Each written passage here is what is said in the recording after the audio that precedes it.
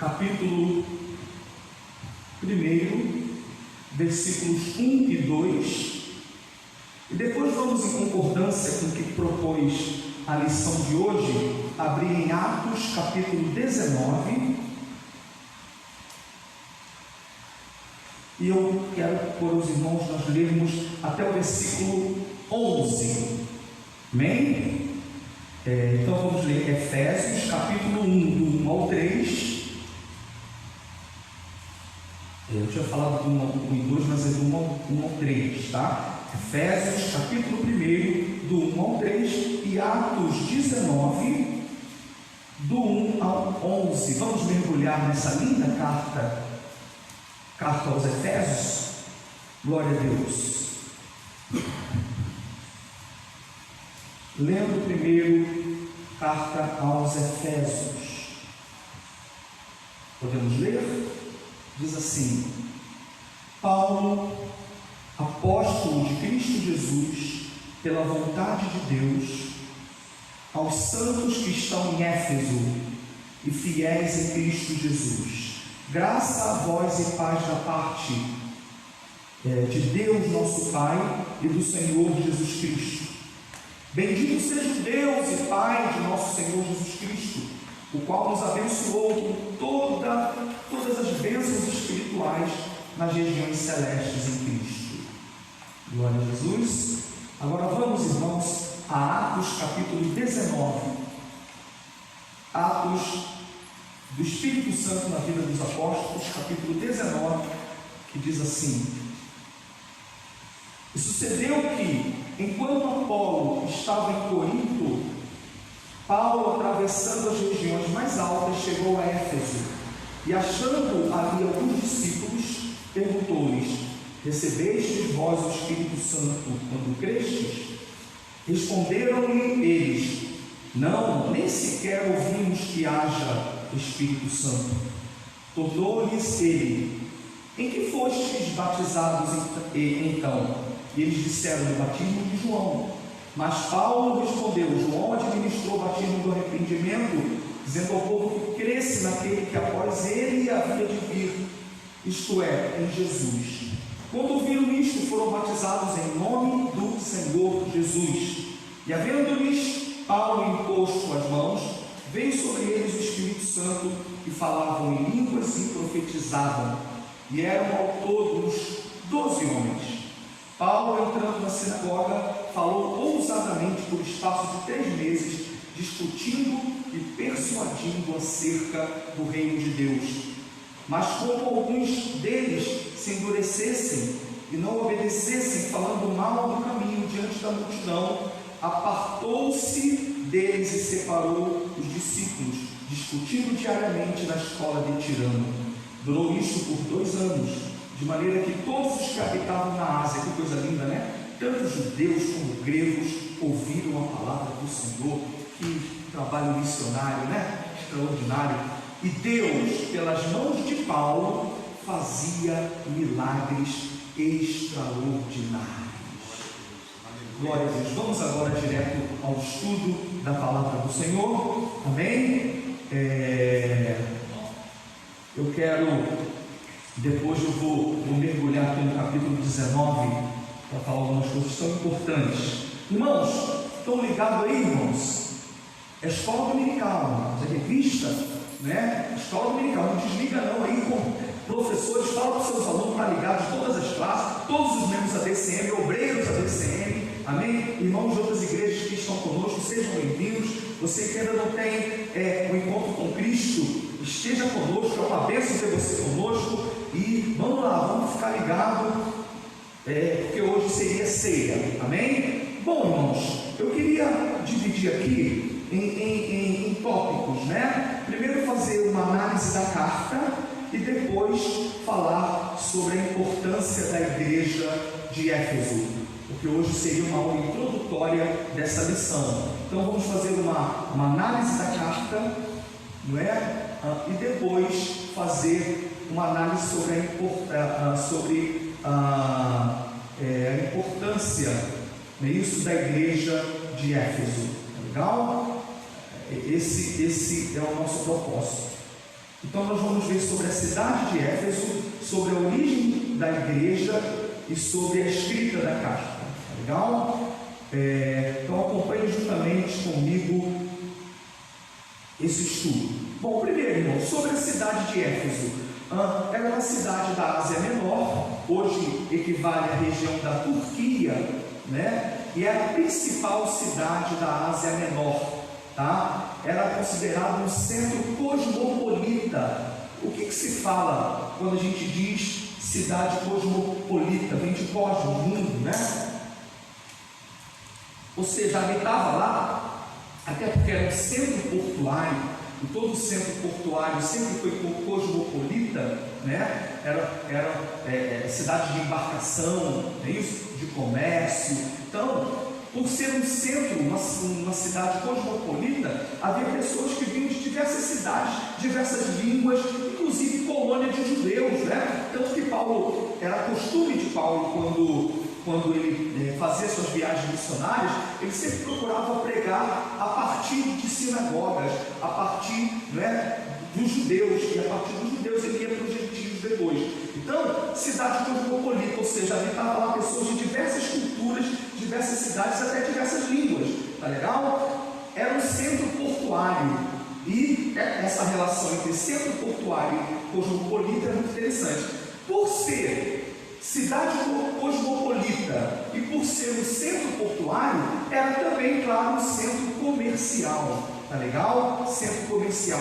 Havia lá o famoso comércio de nichos de prata, que era vendido principalmente no templo da Diana, né? E dava muito lucro a esse povo. A gente vai falar depois disso daqui a pouco, né? Então era um centro comercial, centro portuário, cidade cosmopolita, era um centro cultural, multicultural, eu digo até isso, né? A influência greco-romana, né? Eu não tenho tempo para dizer isso aqui, mas é muito rico essa questão da cultura greco-romana nos povos antigos, né? Tanto é que você tinha dois nomes para a deusa, Ártemis e Diana. Ártemis era o nome grego, Diana era o nome latino. Então a cultura greco-romana era muito forte ali. Então era um centro cultural. Havia o famoso anfiteatro, né? Que tinha mais de 25 mil espectadores. Era o maior da época, o anfiteatro de Éfeso. Então era um centro cultural.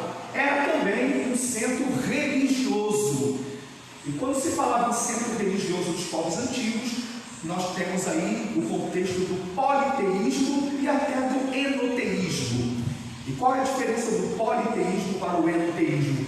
Politeísmo, muitos deuses, e enoteísmo, muitos deuses, mas dentre eles um era maior, tá certo? Então, era um centro religioso. Eu até diria que era um politeísmo enoteísta, porque, embora eles fossem politeístas, como era a cultura antiga, a senhora, eles tinham uma senhora, a senhora dos Efésios, era a Ártemis, né? Então eles eram lá os devotos da senhora de Efésios, né? Que era a deusa, essa deusa greco-romana que eles adoravam, cultuavam naquela época. Então era um centro religioso. Então pegou aí, né? Então era uma cidade cosmopolita, era um centro portuário, era um centro comercial, era um centro cultural e era um centro religioso. E meio a isso tudo, então era a principal cidade da Ásia Menor. Tá legal? E como surgiu a igreja de Éfeso nesse contexto? Como que apareceu o cristianismo lá? Bom, a igreja de Éfeso começou dentro do contexto da segunda viagem missionária do apóstolo Paulo. Quando ele chega em Atos 19, que fala a leitura bíblica em classe, já tinha discípulos lá, não é isso? Já estavam lá. Então ela já tinha sido fundada um pouco antes. Ele chega lá e encontra discípulos. Então ela foi fundada um pouquinho antes, lá no final da sua segunda viagem missionária. Quer ver? Veja um pouquinho antes. Você aí em casa, aí junto com a revista, abre a tua Bíblia. Tá ligado, varão? Tá ligado, varoa? Manda um glória aí, amém? Então, Atos capítulo 18, veja comigo. Isso não está na revista diretamente, mas é bom para você entender o contexto de como começou a igreja lá. Atos capítulo 18, do 18 ao 21. Você classe ágape aí, glória a Deus, Você classe de adolescentes aí, glória a Deus. Você classe amor, não é isso? As irmãs da classe amor dão glória aí. Classe dos varões, ô glória. Todos ligados, amém? Glória a Jesus. Atos capítulo 18, do 18 ao 21. Diz assim a palavra do Senhor. Atos 18, do 18 ao 21. Paulo, tendo ficado ali ainda muitos dias, despediu-se dos irmãos, navegou para a Síria, e com ele Priscila e Áquila. O nome Priscila não está primeiro à toa não, tá? E havendo rapado a cabeça de Cencreia, porque tinha voto, era dele com Deus. Tem coisas que é só do discípulo com Deus, não a gente querer ficar julgando não, né? Não é isso? Raspou a cabeça porque ele tinha voto com Deus. E eles chegaram onde? Chegaram? Não dá para falar comigo direto, mas dá para digitar. Chegaram a? Aí na internet, chegaram a, digita aí, varão. Chegaram a? Está com a Bíblia aberta? Vou descobrir depois. Chegaram a Éfeso, glória a Deus, onde Paulo os deixou. E tendo entrado na sinagoga, discutia com os judeus. Estes rogavam que ficasse por mais tempo, mas ele não anuiu. Então, irmãos, no final da segunda viagem missionária de Paulo, ele está com ele, Priscila e Áquila, ou seja, os dois eram mestres e Priscila era uma líder influente. Eu vi alguns teólogos dizerem que o nome dela citado primeiro dá até esse peso, que ela era uma líder, uma mulher de Deus, né? Priscila e Áquila foram ali, né? E Paulo chegou a Éfeso, evangelizou e deixou eles ali como dirigentes da congregação de Éfeso, né? Aí o que Priscila e Áquila pediram? Quem responde aí? O que eles pediram para Paulo? Que Paulo ficasse mais tempo. Claro, quem não ia querer que Paulo ficasse, né? Paulo, fica aqui, Paulo. Paulo, não, eu tenho, a obra continua, eu tenho que voltar lá, vou voltar a viagem, vou lá a Jerusalém de novo e vou ver como é que estão as coisas por lá, né? Então, a igreja foi fundada ali, Paulo foi o fundador dela, deixou Priscila e Áquila ali e retornou da sua viagem, amém? Então assim começou, assim foi o proto-Éfeso, o início da igreja de Éfeso. Agora, na terceira viagem, que é a terceira viagem missionária, começa no capítulo 19, né? A segunda viagem termina no capítulo 18 e a terceira viagem começa no 19. Ele vai a Jerusalém e depois volta na terceira viagem missionária. Aí não vou ler de novo que nós já lemos. A terceira viagem é o texto todo que a gente leu na leitura bíblica em casa. Aí já tinha discípulos e Paulo fala: vocês foram batizados, né? O Espírito Santo quando cresce? Aí eles falaram: nunca nem ouvimos que haja Espírito Santo, né? Aí ele falou: e que vocês foram batizados? O batismo de João. Aí ele fala: João batizou o batismo de arrependimento. Aí eu achei interessante, né? Eu tive acesso ao conteúdo da revista. O autor fala, e o que eu penso também, Paulo ministra os dois batismos. Ele ministra o batismo de arrependimento em nome de Jesus e impõe as mãos, eles são batizados no Espírito Santo. Por quê? Porque ouviu falar em línguas. Então, ou seja, eles eram batizados na autoridade de João, mas Paulo vai lá, a revista fala isso, batiza em nome do Senhor, ou seja, na autoridade do Senhor Jesus, o batismo eclesiástico direto da igreja. E depois de administrar esse batismo, ele impõe as mãos e o poder pentecostal desceu ali e eles falavam línguas e profetizavam. Amém? E nós cremos que Jesus Cristo batiza com o Espírito Santo com a evidência de falar em línguas. Você crê também? E é para hoje, não é só para aqueles dias, né? Mas recebereis poder ao descer sobre vós o Espírito Santo, e servireis testemunhas, tanto em Jerusalém, como em toda a Judéia e Samaria. Então eles foram batizados com o Espírito Santo, porque ouviam falar em línguas e profetizar. Então, essa foi a origem da igreja de Éfeso. Deu para entender? Paulo está terminando a sua segunda viagem missionária. Gosto de sempre fazer um resumo, né? Paulo está terminando a sua segunda viagem missionária, chega em Éfeso. Essa segunda viagem missionária foi maravilhosa. Foi aquela visão que Paulo teve, passa a Macedônia e ajuda-nos, né? Aí, igrejas importantes foram fundadas, como Filipenses, como Corinto, como Tessalônica. Igrejas importantes foram fundadas ali, né? A igreja, enfim, e a igreja de Éfeso também. Aí Paulo deixa Priscila e Áquila ali, depois retorna e na sua terceira viagem missionária volta a Éfeso e ministra o batismo na autoridade de Jesus e ministra o batismo com o Espírito Santo, com a evidência de falar em outras línguas. Essa igreja foi uma igreja que teve muito acesso a preletores, a palestrantes, a estudiosos, a ministradores da palavra. Veja, Áquila e Priscila eram mestres da palavra e aprenderam com Paulo, né? E ficaram ali, foram líderes em Éfeso. Apolo, poderoso na palavra, foi obreiro em Éfeso. Aí ele ministrando em Éfeso, diz o texto que Priscila e Áquila ficavam olhando assim: esse cara é bom, mas ó, isso aí tem que consertar. E como Priscila e Áquila foram sábios, eles não diminuíram o obreiro, não envergonharam o obreiro, né? Eles falaram o seguinte: eles anuíram melhor a palavra, eles orientaram melhor a palavra. Diz a Bíblia que eles, Apolo, isso aí está certo, mas isso aqui a gente aprendeu com Paulo, é mais ou menos assim. Então veja que coisa interessante, né? Como aproveitar o que tem de bom no obreiro, e Apolo era poderoso na palavra, um homem de Deus, mas algumas coisas estavam distorcidas. Aí não foi logo acusando, como tem hoje um grupo de acusadores, são os acusadores internautas, né? Os donos da verdade. Na verdade, estão sendo usados pelo capeta. Tem que se converter essa gente, ficar em unidade, em humildade e ver o que tem de bom para o crescimento do reino de Deus, amém? Então, Priscila e Áquila falaram: olha, isso aí não está muito legal, não, vem cá, você é meu irmão. Não quero te acusar, não. Você é meu irmão, vem cá. Aí orientou melhor e eles foram orientados aí, porque Áquila e Priscila tinham aprendido com Paulo, amém? Então, que igreja interessante, né? Que teve grandes mestres ali da parte de Deus. Vai lá bem? Bom, sobre a escrita, então nós vemos, a gente já viu sobre a cidade, amém? A gente já viu sobre a origem da igreja.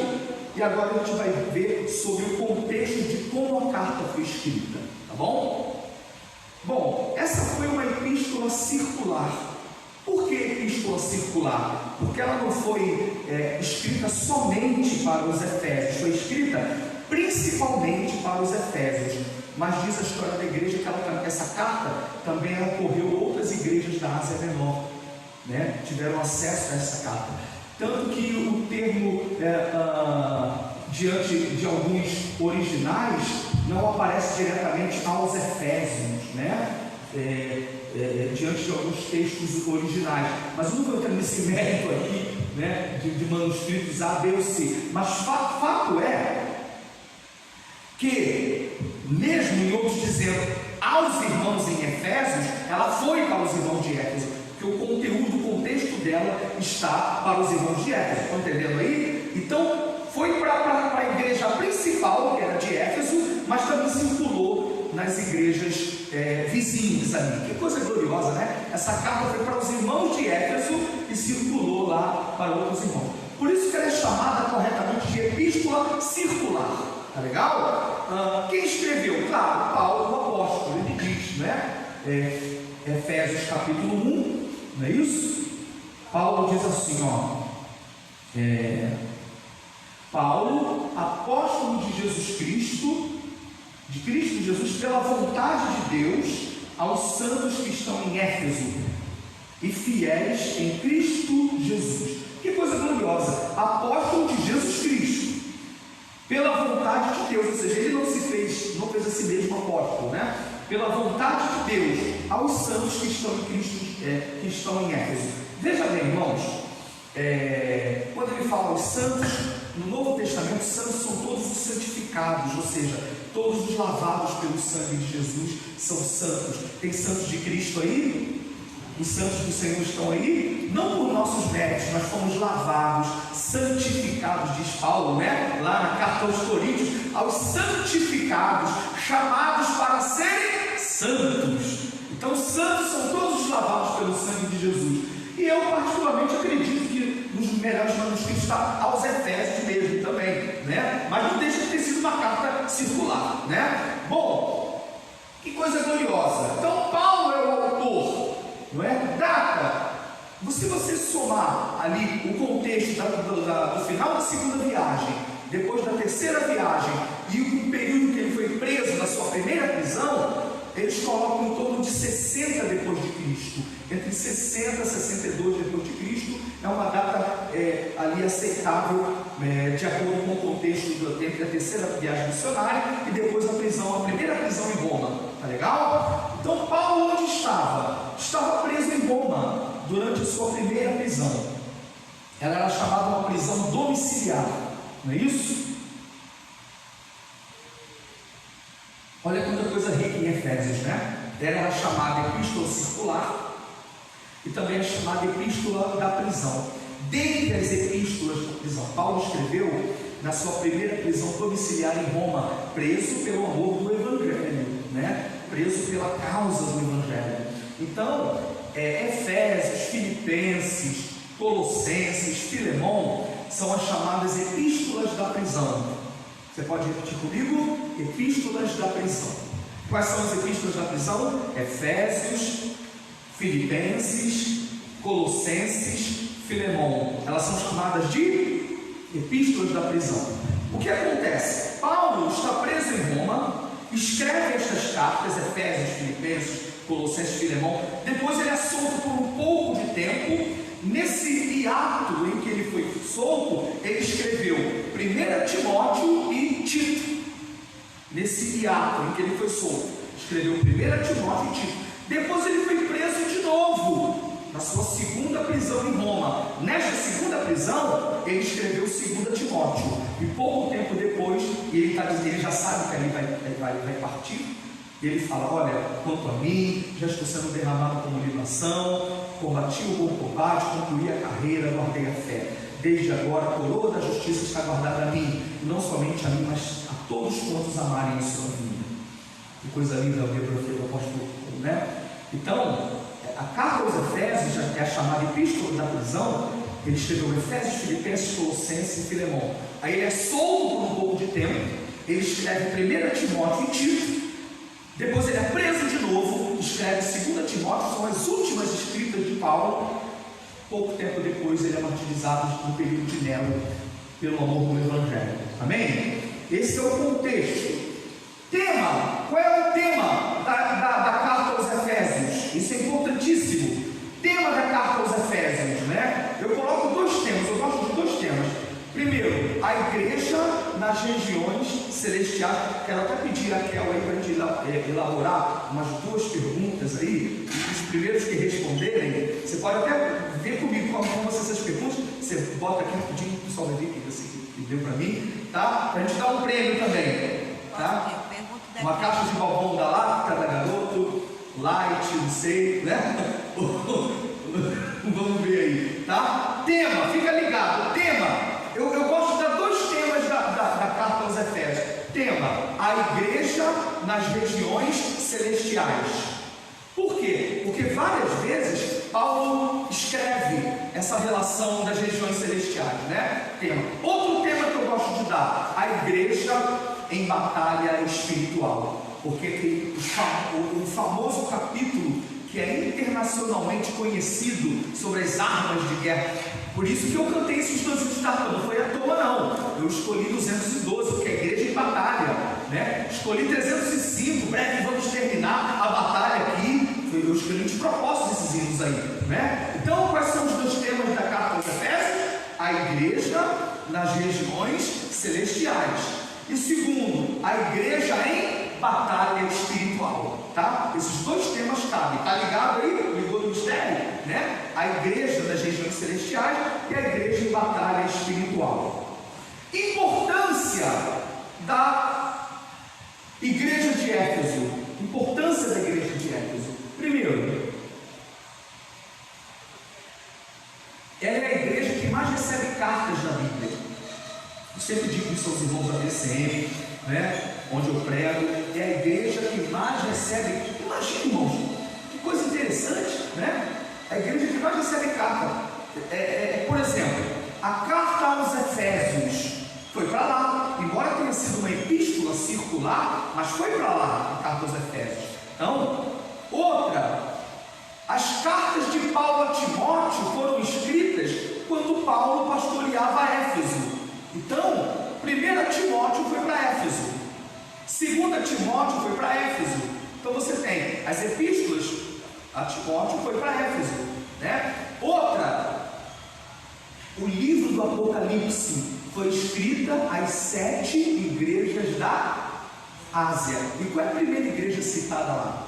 Ao anjo da igreja em Éfeso. Olha que coisa interessante. Então, essa é a igreja que mais recebe livros da Bíblia, né? Cartas do Novo Testamento. A carta aos Efésios foi para lá. 1 Timóteo, 2 Timóteo. Timóteo pastoreava Éfeso, então foi para lá. De certa maneira foi para lá. Creio que Timóteo fez essa leitura para os irmãos lá na igreja, né? E também o livro do Apocalipse ao anjo da igreja em Éfeso escreve. Bom, coisa interessante. Pastores ilustres passaram por ela, além de obreiros ilustres. Imagina uma igreja que teve Apolo como obreiro. Meu Deus! Imagina uma igreja que teve Priscila e Áquila como obreiro. E Priscila era uma liderança, uma mulher de Deus, junto com Áquila também, um homem de Deus, né? Imagina ter Priscila e Áquila como ali obreiros, não é? E por serem gentios, não estarem ligados diretamente à cultura judaica, né? Por estarem numa igreja gentia, né? Eles puderam ministrar, Priscila pôde ministrar ali, tá certo? Então, uma igreja que teve Priscila e Áquila como obreiros. Agora imagina uma igreja que teve como fundador Paulo. Imagina, que teve como pastor Timóteo, o jovem pastor, e Timóteo era jovem quando pastoreou Éfeso, né? Paulo fala assim, ó, ninguém despreze a tua mocidade, né? Foge das paixões da mocidade. Então, o jovem Timóteo pastoreou a igreja mais estratégica da Ásia Menor. Que coisa, hein? O jovem pastor Timóteo. Mas teve também como pastor o ancião, o apóstolo que era mais próximo de Jesus. Segundo a história da igreja, o apóstolo João pastoreou Éfeso e terminou seus dias em Éfeso.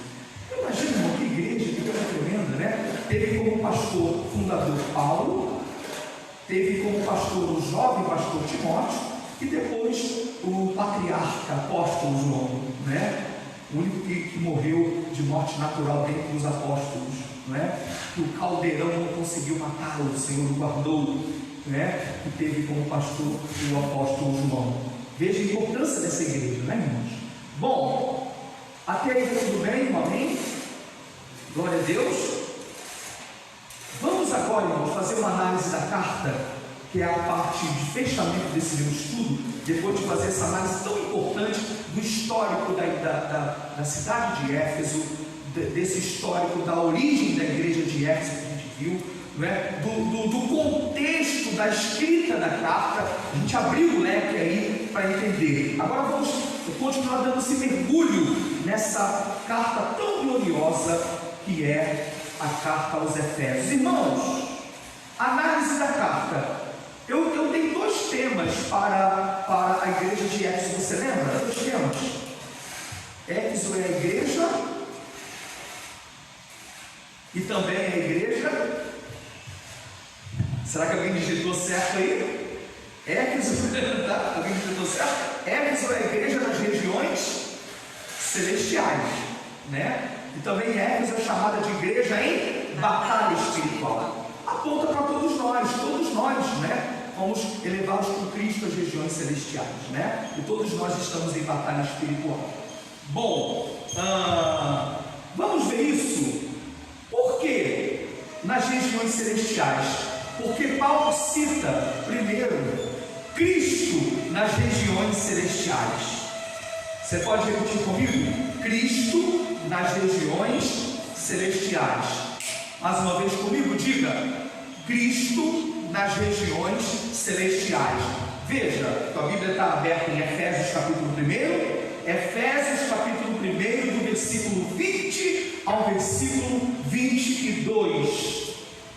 Efésios capítulo 1, do 20 ao 22. Diz assim a palavra do Senhor: que operou em Cristo, ressuscitando dentre os mortos e fazendo sentar-se à sua direita nos céus, muito acima de todo principado e autoridade e poder e domínio e de todo o nome que se nomeia, não só neste século, mas também no vindouro, e sujeitou todas as coisas debaixo dos seus pés, e para ser cabeça sobre todas as coisas, o deu à igreja. Então Cristo nas regiões celestiais, viu? Assentou-se à sua direita nos céus. Glória a Deus. Não apenas Cristo nas regiões celestiais, né? Principados e potestades nas regiões celestiais. Veja, principados e potestades nas regiões celestiais. Efésios capítulo 3, versículo 10, diz a palavra do Senhor. Efésios 3, 10. Para que agora a multiforme sabedoria de Deus seja manifestada por meio da igreja aos principados e potestades, onde? Nas regiões celestiais, ou seja, no lugar celeste, nos céus, né? Segundo o eterno propósito que fez em Cristo Jesus, nosso Senhor. Então, principados e potestades, sejam eles do bem ou do mal, aí é geral, né? Mas em Efésios 6, há uma citação específica de principados e potestades do mal. Veja, Efésios capítulo 6, versículo 10. Versículo 12. Efésios capítulo 6, versículo 12. Veja: pois não é contra carne e sangue que temos de lutar, mas sim contra principados, contra potestades, contra os príncipes do mundo destas trevas, contra as hostes espirituais da maldade, onde? Nos lugares celestiais, ou nas regiões celestiais. Veja, Cristo nos céus, nas regiões celestes. A igreja principados e potestades nas regiões celestes. E a igreja? A igreja também? Sim, a igreja também nas regiões celestes. Veja o princípio espiritual dessa carta. Veja que a carta aos Efésios, ela se discerne espiritualmente. Por quê? Porque Cristo nas regiões celestes, os principados e potestades das regiões celestes, e a igreja, embora ainda esteja na terra, ela está elevada nas regiões celestiais. Amém? Veja, Efésios capítulo 1, versículo 3. Efésios capítulo 1, versículo 3. Glória ao nome do Senhor Jesus Cristo. Olha o que diz aí, ó. Efésios 3. Bendito seja o Deus e Pai de nosso Senhor Jesus Cristo, o qual nos abençoou com todas as bênçãos espirituais, onde? Nas regiões celestes em Cristo. Glória a Deus, que coisa gloriosa. Então a igreja, ela tem que ter esse discernimento espiritual. Nós ainda estamos aqui, mas ela está numa dimensão espiritual, irmãos. Ela tem que ter esse discernimento, principalmente na batalha. Então por isso que a carta aos Efésios, a gente gosta de denominá-la do tema central é a igreja das regiões celestiais, ou a igreja em batalha. Então a gente vê Jesus, a gente leu aí, né? Jesus nas regiões celestiais. A gente viu principados e potestades nas regiões celestiais. E a gente viu a igreja nas regiões celestiais. A nossa luta não é contra carne e sangue. A igreja está em constante batalha espiritual. Ainda mais nesses dias, devemos pedir discernimento a Deus. As coisas espirituais se discernem espiritualmente. Temos que estar ligados em Cristo, ligados no mundo espiritual. Glória a Deus, glória a Jesus. Hoje mesmo é um dia de batalha espiritual. Quando eu comecei a assistir vídeo de homens de Deus, pastores de diversas denominações conhecidas no Brasil, dizendo: nós estamos juntos. Eu fiz questão de compartilhar no Face, né? Homens de autoridade espiritual dizerem: nós estamos ligados nesse propósito de clamor pela pátria, conclamando os membros de suas igrejas. Falei: meu Deus, o inferno já está tremendo aí, e já está tremendo mesmo, porque a igreja foi colocada com Cristo nas regiões celestiais. Glória a Jesus! Louvado seja Deus. E hoje, esse dia histórico de batalha espiritual, não é? Nesse clamor que nós estamos fazendo em nome de Jesus. Bom, outra coisa importante que eu não gosto de passar por cima quando a gente analisa a carta aos Efésios, eu gosto muito disso. a igreja e a multiforme sabedoria de Deus. Amém? A igreja e a multiforme sabedoria de Deus. A igreja, multiforme sabedoria de Deus. Você pode digitar aí, varoa? Você pode falar comigo? A igreja e a multiforme sabedoria de Deus. Efésios capítulo 3, versículo 10 diz assim, ó. Eu gosto muito desse versículo. Para que agora a multiforme sabedoria de Deus seja manifestada por meio da igreja aos principados e potestades nas regiões celestes ou celestiais. Sabe o que esse texto está dizendo? Existe multiforme sabedoria de Deus. Polimorfê é a palavra ali, muitas formas. Polimorfê, muitas formas. Sabedoria é a Sofia, é a polimorfê Sofia de Deus.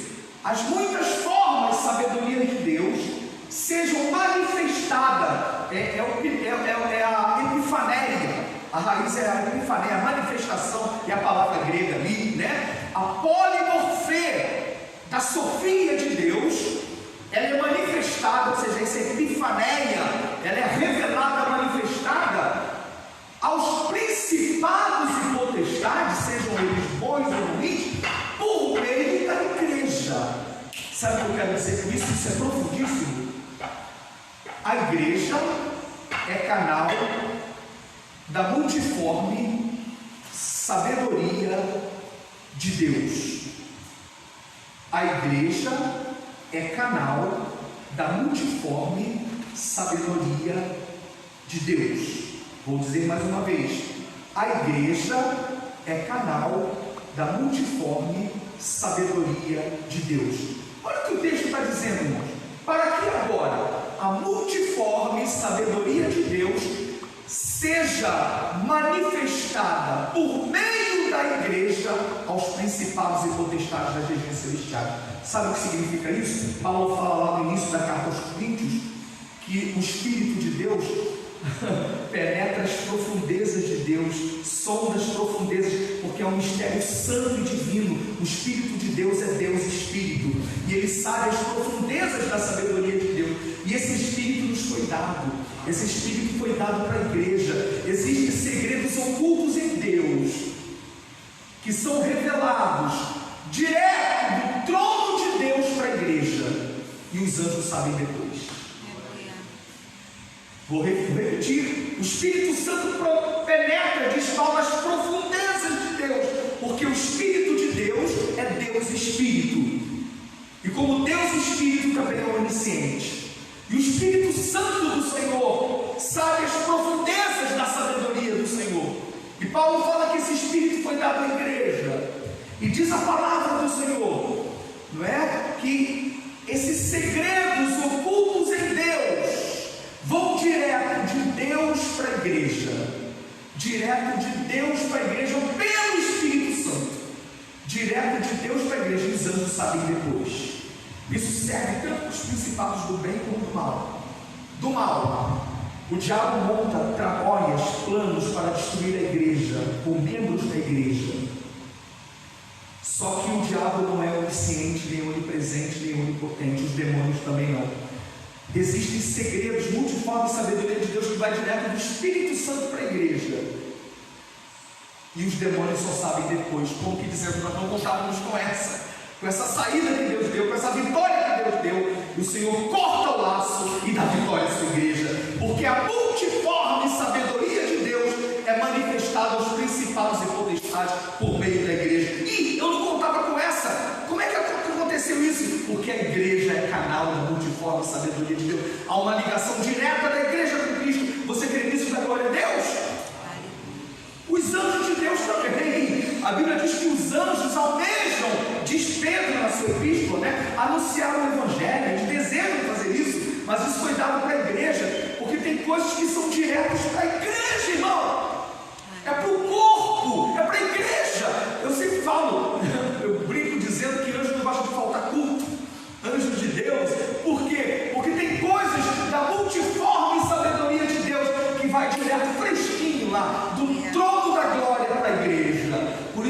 igreja se reúne. Por isso nós estamos impedidos, mas o Espírito Santo, ele é poderoso, mesmo na nossa limitação. Por isso que eu acho importante, não é só para fazer audiência, não, é para a igreja, a DCM, igrejas não perderem o seu sentido. Hein? Se a sua igreja está agora fazendo online, vá lá para o seu pastor. Tem que ter coragem para dizer isso, que a igreja não pode perder o sentido do corpo. E você, a DCM, fica ligado aqui, e quem não tem igreja vem para cá e assiste aqui online em nome de Jesus, porque a igreja não pode perder o seu sentido de corpo. Dá glória a Deus aí. Quando a igreja se reúne, irmãos, a igreja reunida, ela é canal da multiforme sabedoria de Deus. Por isso que a igreja se reúne. Esse negócio de se igrejar é furada. Esse negócio de ficar só a igreja lá, não. Quando terminar isso aqui, vamos ficar todo mundo reunido. Já estamos vendo pela fé qual vai ser o dia do primeiro culto de novo ao vivo. Vai ser uma festa, vai ser um júbilo, não vai faltar ninguém. Dá uma glória a Deus aí, irmão. Porque a igreja se reúne como corpo, ela é canal da multiforme sabedoria de Deus. Quando diz Paulo lá, quando a igreja se reúne, um tem salmo, outro tem doutrina, outro tem profecia, faça-se tudo para a edificação. A igreja que é canal da multiforme sabedoria de Deus, quando está reunida, tem segredos de Deus que é revelado direto de Deus para o corpo, no culto, seja um louvor, seja uma palavra. Crente se reúne como igreja, crente tem pastor, crente entende esses princípios. Vai glória a Deus aí?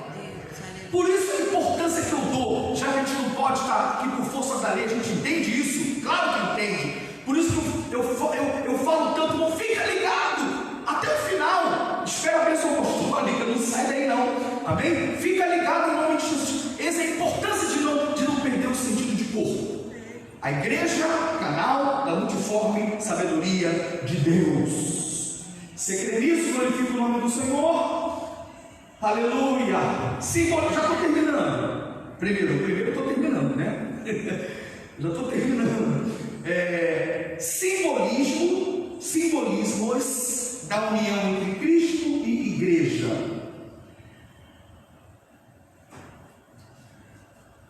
Simbolismos da união entre Cristo e a igreja. A revista dá uma, muito bem colocada, mas eu vejo 3 ali na carta aos Efésios. Tem 3 simbolismos. A igreja, a lição dá uma, mas tem 3 ali lindas. As 3 são lindas. Primeiro, é que a lição coloca: Jesus é o cabeça e a igreja é o corpo, né? É bem colocada na lição. Jesus é a cabeça e o cabeça, em textos diferentes, os dois. A cabeça e o cabeça.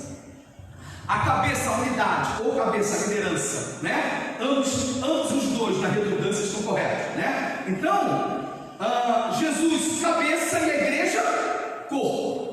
Veja, tudo em Efésios. Efésios, capítulo 1, 22 e 23. Leia comigo. Efésios, capítulo 1, 22 e 23. Olha que texto lindo.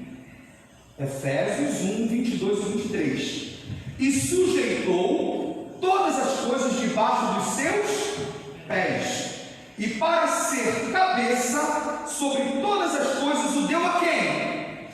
A igreja. É a unidade, que é o seu corpo, o complemento daquele que cumpre tudo em todos. Que coisa linda, irmãos. Isso mostra, além da liderança de Cristo, a unidade de Cristo com a igreja. A igreja é complemento do cabeça. A igreja está unida ao cabeça. Não mexa na igreja, querido.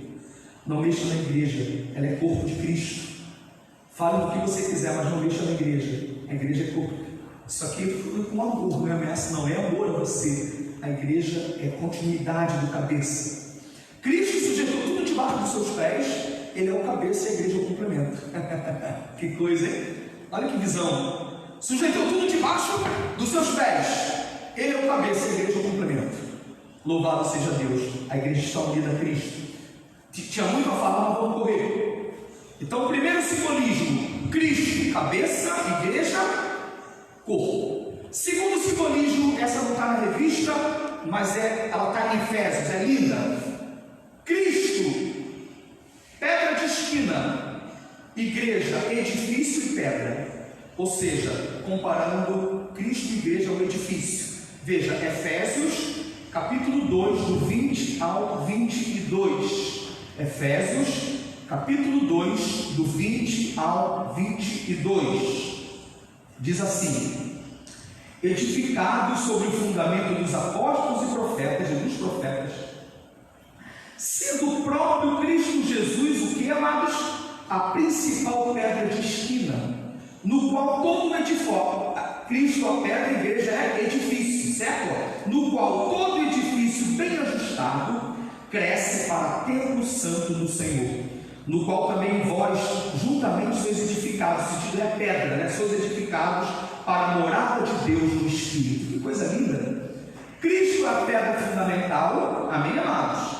Sendo o próprio Cristo a pedra de esquina. Depois, subfundamento dos apóstolos. Esse é o edifício, está completo aí, eu gosto muito de falar nisso. Cristo é a pedra principal. Depois tem o subfundamento, que é a doutrina dos apóstolos. E depois nós somos o edifício, as pedras, né? Não se pode dizer que Cristo é o fundamento e pular a doutrina dos apóstolos. Não se pode. Quem está no edifício tem Cristo como fundamento e tem o subfundamento da doutrina apostólica, que está onde? Onde está a doutrina dos apóstolos? Está aqui, ó. Palavra de Deus, Novo Testamento unido ao Antigo Testamento, que é a profecia e o cumprimento do Novo. Então, olha para cá. Qualquer igreja verdadeiramente tradicional, ou seja, que é a tradição da própria eclésia, da origem, toda igreja primitiva mesmo, a verdadeira igreja, ela está fundamentada em Cristo, mas ela não pula a doutrina dos apóstolos, que está aqui, ó. Por que está aqui? Porque eles escreveram, deixaram registrado. Está aqui Mateus, Marcos, Lucas, João, dos apóstolos, Coríntios, as epístolas todas, está aqui. Igreja verdadeira não pula isso aqui, não. Nós não somos bibliólatras, não, mas aqui é fundamento doutrinário. Igreja verdadeira não pula isso aqui. Dá uma glória a Deus? É aqui, ó. Por isso que fala, Cristo a pedra, edificado sobre o fundamento dos apóstolos. Não é uma mera tradição. Qualquer tradição do século, metade do século 2, 3, 4, que quebra isso aqui, quebrou. Não é mais fundamento dos apóstolos. Não pode pular isso aqui, ó.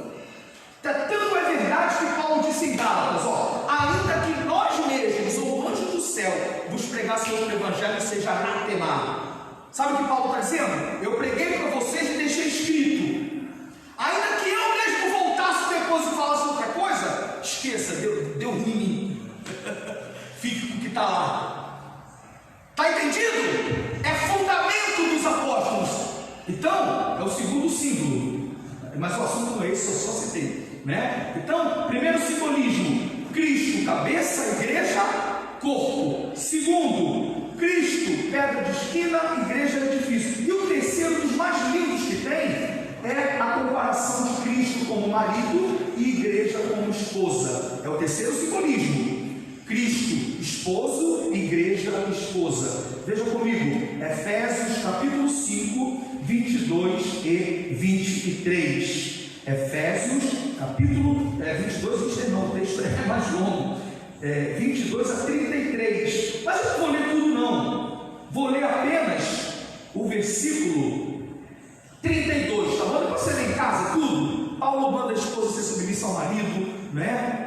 Porque o marido é a cabeça da mulher, como Cristo é a cabeça da igreja. Mas manda o marido amar as suas esposas como aos seus próprios corpos. Ninguém faz mal ao seu próprio corpo, e deve amar como Cristo amou a igreja, né? Então ele faz toda aquela comparação linda, sendo Jesus o cabeça, o marido da igreja, né? E a igreja a esposa. Então esse simbolismo comparando a relação entre esposa e esposo, amém? Aí o versículo central é o versículo 32, que diz assim, ó: grande é esse mistério. Fala para o teu irmão assim: é mistério, irmão, né? Grande é esse mistério, mas eu falo em referência a quem? A Cristo e a igreja. Ou seja, o tipo e o antítipo, o símbolo e o real. O tipo é o marido e a esposa. E qual é o antítipo? Qual é o real ali? Cristo e a igreja. Irmãos, isso é uma simbologia linda. Grande é esse mistério. Qual é esse mistério? Jesus sendo esposo ou noivo e a igreja sendo noiva. Quem é a noiva de Cristo aí? A noiva do Cordeiro. Amém. Grande é esse mistério, que coisa gloriosa. Então veja como é que a carta aos Efésios é rica. Eu tenho estudo aqui até a noite, não tem que terminar. Simbolismo da união de Cristo com a igreja. Qual é o primeiro que eu citei? Cristo é o cabeça e a igreja é o corpo. Segundo simbolismo, qual é? Tudo em Efésios. Cristo é a pedra de esquina e a igreja é o edifício. Mas entre um e outro tem o quê? O fundamento dos apóstolos, a doutrina dos apóstolos. Então tem 3 simbolismos lindos aí na carta aos Efésios. Que coisa linda, irmãos.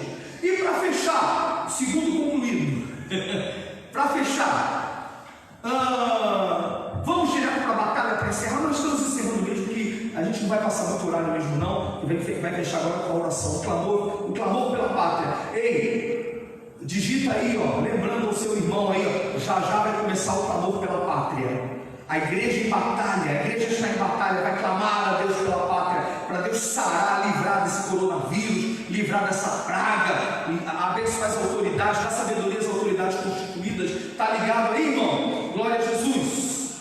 A igreja em batalha, Efésios, eu só vou dar uma reflexão simples, que eu já falei isso várias vezes com os irmãos da DCM, mas só para lembrar e fazer você analisar um pouco sobre isso. Efésios capítulo 6, versículo 10. E eu estou fechando aqui já vamos levantar um clamor.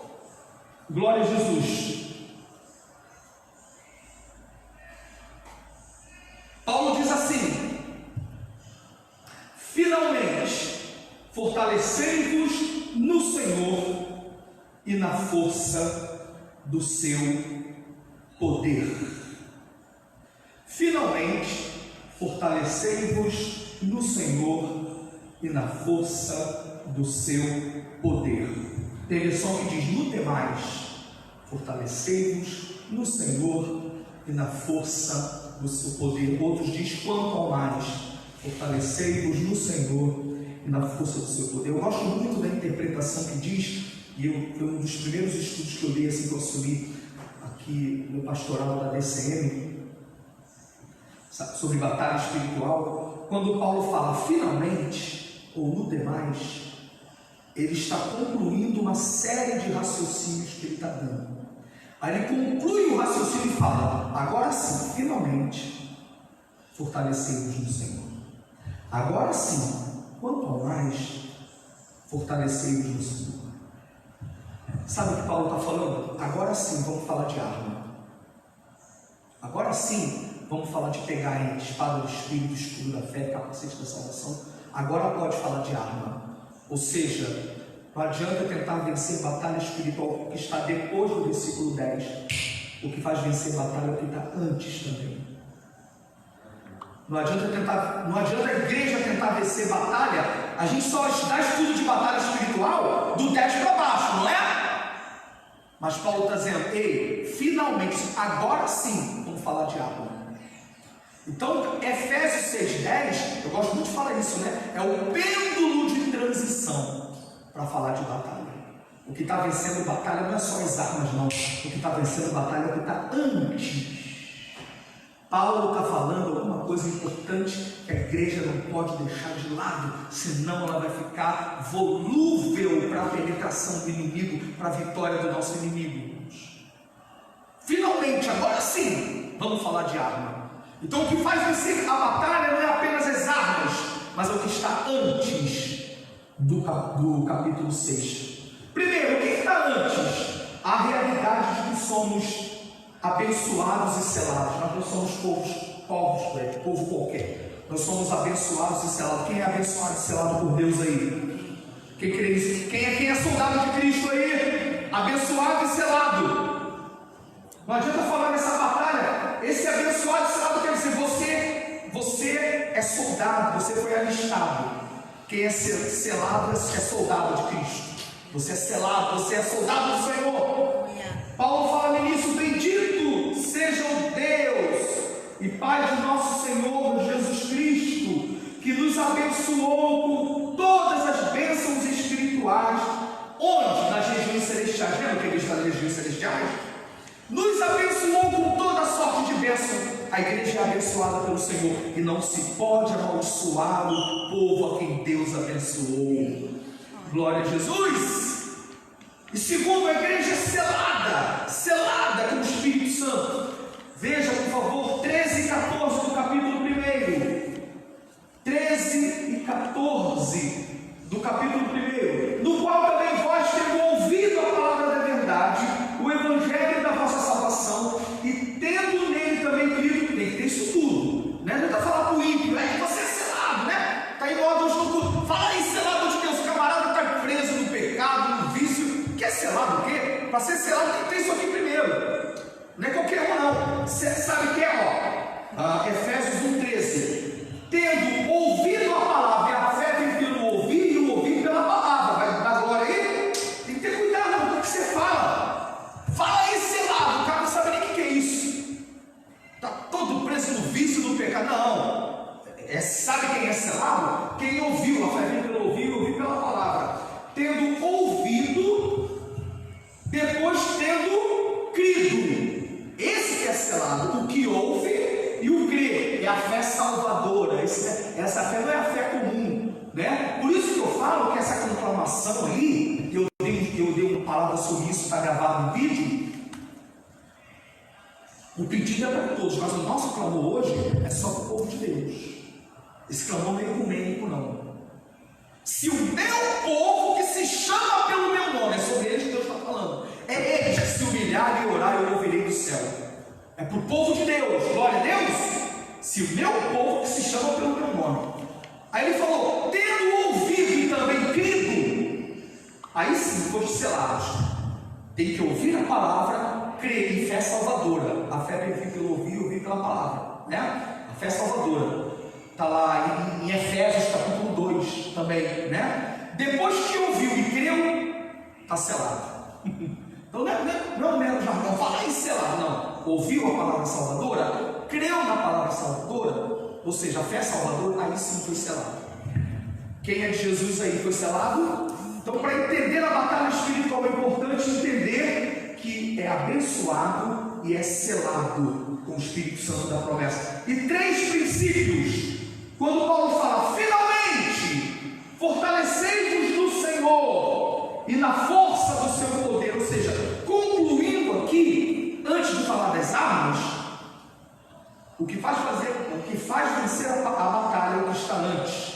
E Paulo fala de 3 assuntos antes, em Efésios, na carta aos Efésios, capítulo 4, não dá tempo de ler, leia depois, de sobremesa do almoço, ou à tarde. Só vou citar, você vai ler depois. Capítulo 4, Paulo fala de unidade da igreja, procurando com toda humildade, procurando diligentemente guardar a unidade do espírito no vínculo da paz. Não adianta a igreja querer falar em batalha espiritual sem unidade. Um exemplo simples. Hoje esquecemos as diferenças, estamos nos unidos em clamor. Unidade, né? Então, a igreja não vencerá a batalha se não estiver unida. A DCM quer vencer batalha unida, unidade. Se a gente quer falar em batalha espiritual e está desunido, o diabo vai rir, vai zombar. Eles querem vencer, já estão perdidos. Não se entendem, não estão unidos. Unidade faz vencer a batalha espiritual. Igreja unida, igreja avivada é unida. Eu não creio em avivamento e em desunião, não creio. Eu sempre prego e sempre vou pregar que é uma equação reversível. Unidade gera avivamento, que acredito em avivamento sem unidade. Sempre que Deus derrama avivamento, Ele põe unidade antes. Ao cumprir-se o dia de Pentecostes, estavam todos separados, desunidos? Não, estavam todos reunidos no mesmo lugar. Essa reunião era mais do que de corpo físico, era de propósito, de sentimento, não é? Então, unidade gera avivamento, e avivamento gera mais unidade. Avivamento verdadeiro não vai desunir, não vai colocar membro contra pastor, obreiro contra pastor, e obreiro contra igreja, não. Unidade, avivamento gera unidade. Amém? Então, unidade do corpo. Depois, no capítulo 5, no final do capítulo 4 ainda, e no capítulo 5, Paulo fala de santificação. Não adianta querer vencer batalha espiritual sem santificação. Se a igreja não estiver em santificação, não tem vitória na batalha. Então, é o segundo quesito importante. Isso aqui é importantíssimo na carta aos Efésios. Finalmente fortalecei-vos, no final. Mas o que está antes que vai vencer a batalha. E o capítulo 4 é o quê? Diga comigo, unidade. Igreja quer vencer batalha? Unidade. Segundo, no final do capítulo 4, durante o capítulo 5, santificação. Igreja quer vencer batalha? Não é? Paulo fala o seguinte, andai em amor, Efésios capítulo 5, versículo 6, pois imitadores como filhos amados, e andai em amor como Cristo também nos amou, se entregou a si mesmo por nós, como oferta e sacrifício a Deus abençoado. E olha o versículo 3, mas a prostituição e toda sorte de impureza ou cobiça, nem sequer se nomeia entre vós como convém a santos. Então o que faz vencer batalha é santificação. Um crente com autoridade espiritual é um crente com santificação. Não estou falando só de modelo humano de santificação, não. Porque a santificação, está tipo lá aqui, vou descer. O modelo de santificação, ele é conhecido no mundo espiritual. É o mundo espiritual que conhece o santo de Deus. Está no mundo espiritual.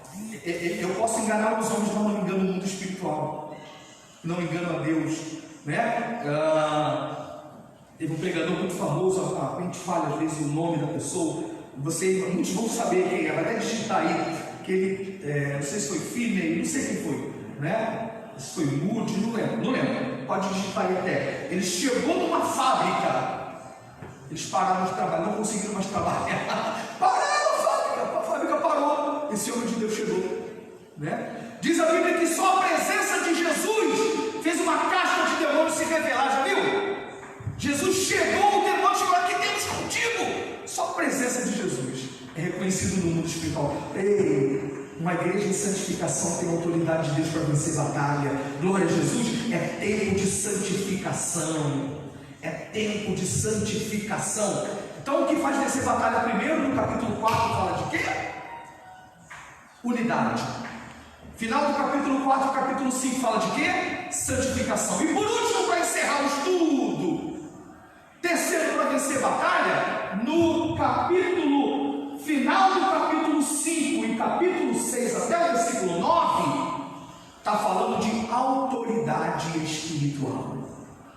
Autoridade espiritual. Então, no final do capítulo, na metade do capítulo 5 e no capítulo 6 até o versículo 9, a autoridade espiritual. Até porque a igreja está nas regiões celestiais. Os principados e potestades estão nas regiões celestiais. Cristo está nas regiões celestiais. E batalha espiritual tem muito a ver com autoridade espiritual. Só vê o livro de Daniel lá. Só vê lá quando Judas fala que o diabo, quando disputava com o arcanjo Miguel acerca do corpo de Moisés, é isso? Não ousou falar contra ele juízo de maldição. O arcanjo falou com o diabo. Mas disse o quê? O Senhor te repreenda. Irmãos, deixa eu falar uma coisa aqui, só mais um pouquinho de paciência que eu vou terminar. Mas essas palavras são muito importantes para a igreja. Tem muita gente que perdeu o senso da autoridade espiritual. Tem muita gente que perdeu o senso da autoridade espiritual e acha que isso é qualquer coisa. Meu teclado, minhas regras. Cuidado com esse negócio, hein? Meu corpo, minhas regras. Sabe o que leva a isso? Aborto. Já leram isso? Meu corpo, minha aborto. Não é o teu corpo, tuas regras, não. Tem um ser ali dentro. Foi feita a imagem e semelhança de Deus. Cuidado, tá? Minha cultura, minhas regras. Minha mente, Não. Ninguém é dono absoluto de nada, nem eu sou. A gente sempre deve alguma coisa a alguém, satisfação a alguém. Porque a autoridade espiritual é princípio espiritual. Cuidado com o que você fala, faz, digita, está abençoando vidas. Está dentro de um princípio de autoridade espiritual. Eu estou debaixo de autoridade espiritual. Todos nós estamos, irmãos. Então Paulo fala sobre a autoridade espiritual na metade do capítulo 5, dentro do lar. Paulo fala sobre a autoridade espiritual entre marido e esposa. Fala sobre a autoridade espiritual de filhos para com pais. Honrar o pai não quer dizer se o filho já é casado, né? Ou se não é casado. Não quer saber se foi um bom pai ou não foi um bom pai. Não quer saber se tem grau de superior, de cultura, ou se é semi-analfabeto, se tem muito dinheiro ou não. É honra pai e mãe, que é o primeiro mandamento com promessa. Não é isso que diz a palavra do Senhor? A autoridade espiritual, lá em Hebreus, fala a Bíblia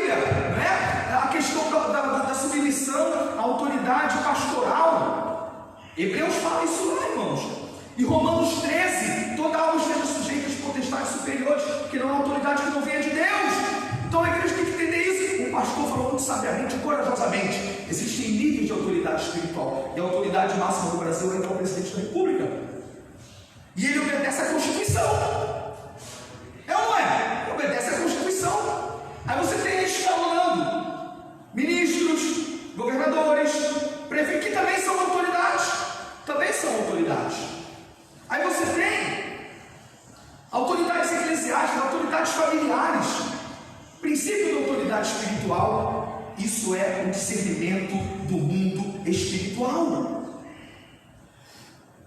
Aí sim, depois disso tudo, finalmente, agora sim, fortalecei-vos no Senhor e na força do seu poder.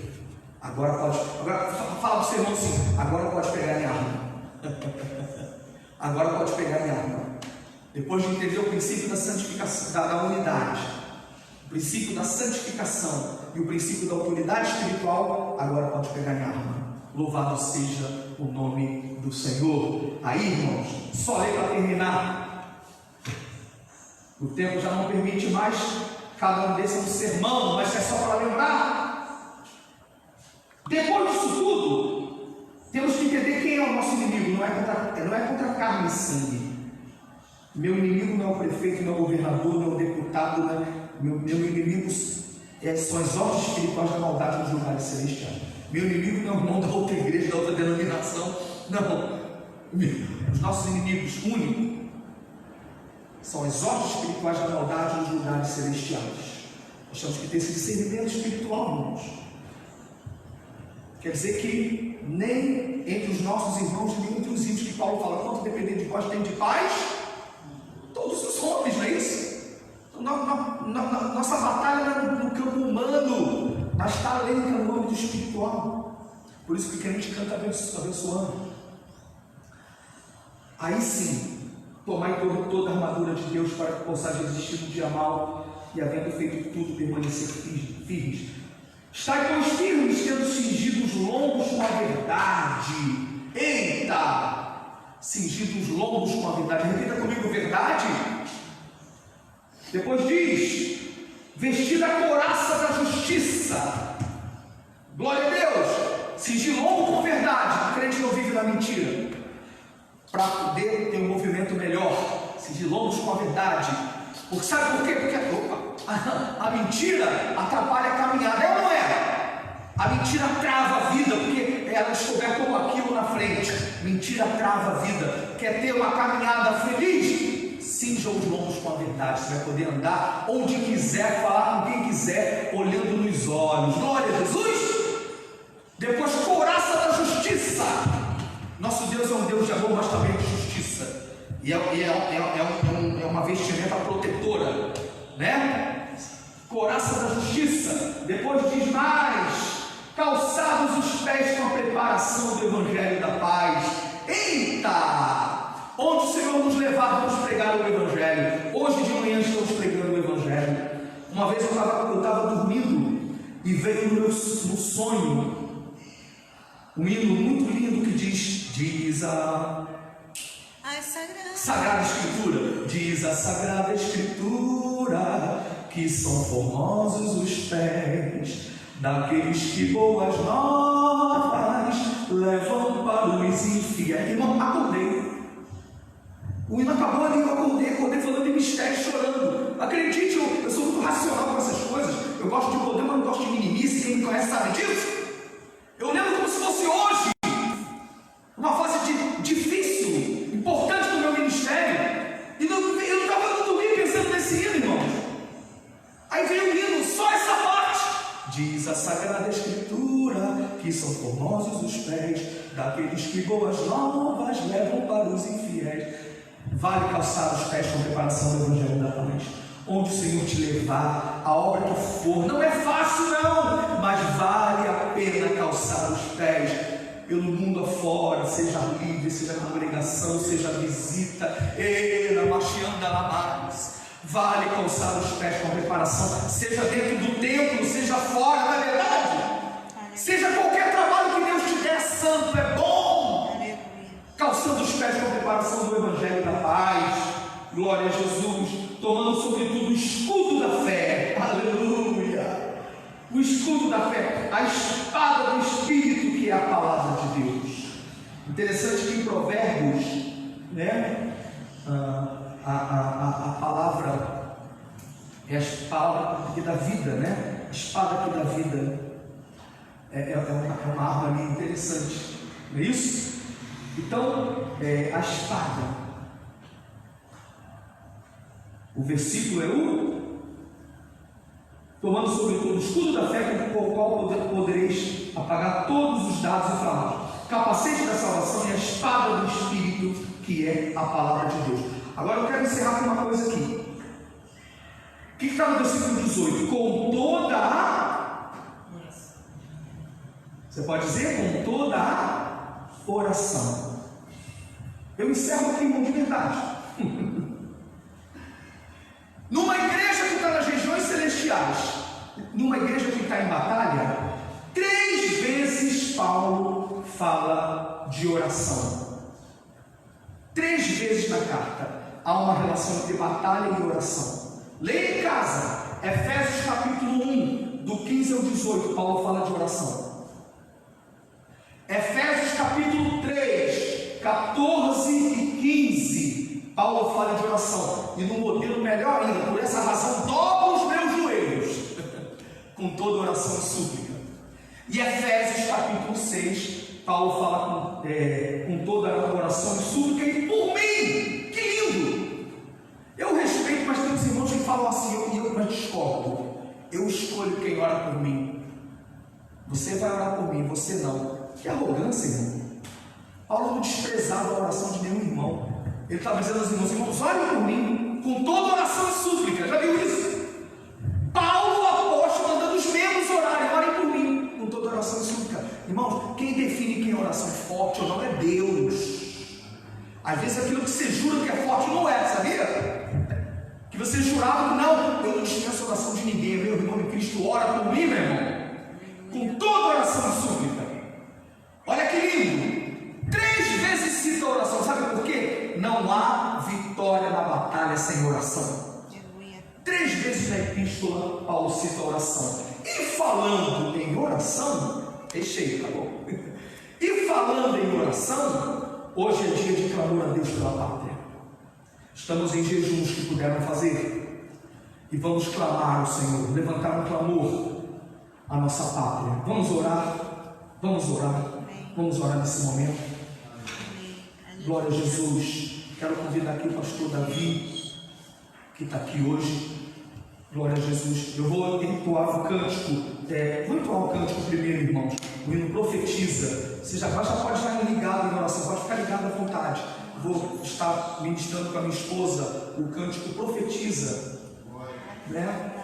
E dentro desse contexto nós vamos levantar um clamor ao Senhor. Ei, reúna sua família agora. É clamor pela pátria, é clamor pelo Brasil. Feliz é a nação cujo Deus é o Senhor. Aleluia, aleluia. Sim. Glória a Jesus. Eu estou nesse aqui então, né? E se meu povo que se chama pelo meu nome se humilhar e orar, diz a palavra de Deus. Aleluia. Eu quero te saudar com a paz do Senhor Jesus Cristo. Você que tem pedido de oração, pode escrever, que as intercessoras ao final da live estarão tomando nota para estar intercedendo pelo pedido que você colocar aí. Amém?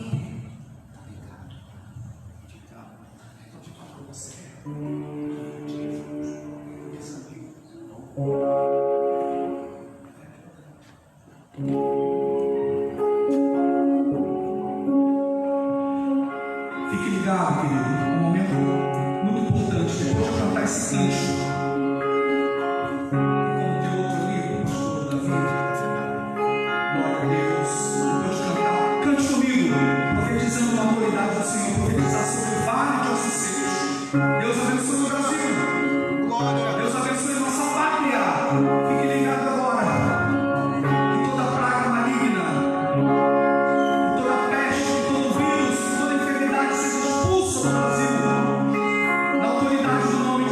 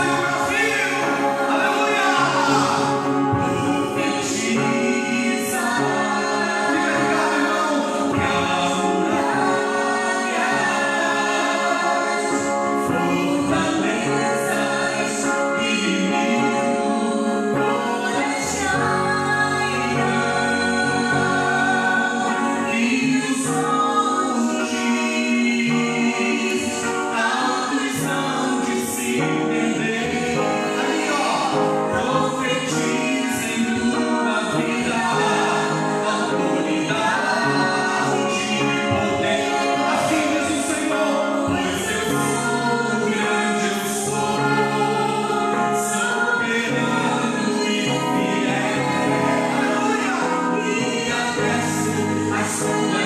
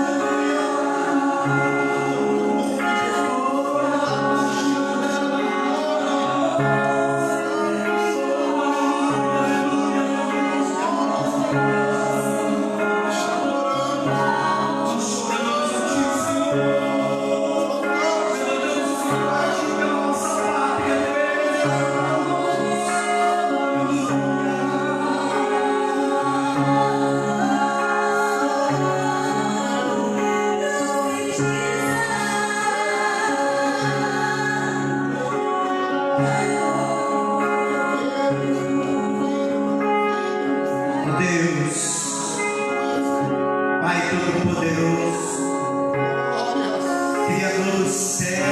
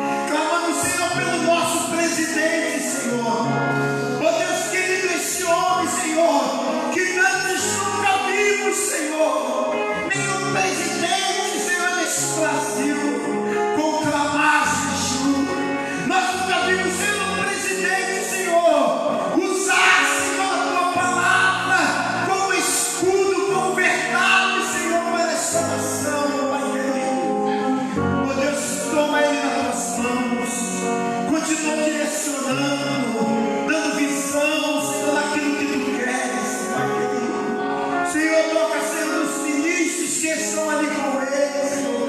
O ministro da saúde, Senhor. Oh, Pai querido, Pai amado. Senhor, direciona, Senhor.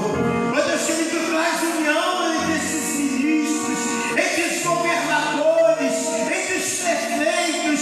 Senhor, que toda diferença política seja lançada por terra. Senhor, que toda diferença, Senhor, partidária, ela seja lançada por terra, Senhor. Mas, ó Pai querido, que eles possam se unir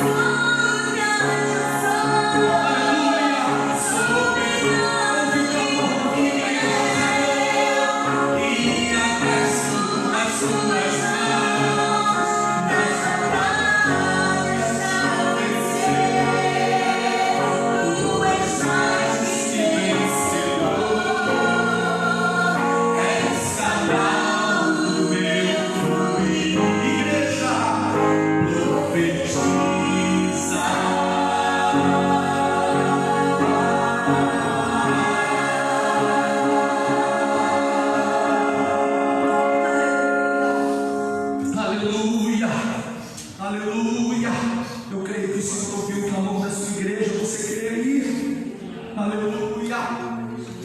Aleluia! Sabe por que eu creio? Porque milhões de cristãos estão orando agora ao Deus Todo-Poderoso. Tempos melhores virão para a nossa pátria. Deus abençoe a tua vida, em nome de Jesus. Você que pode fazer o propósito de abrir mão do seu café da manhã, você vai entregar ao meio-dia o seu jejum ao Senhor, na sua casa mesmo, você vai entregar, não é, esse propósito ao Senhor, em nome de Jesus.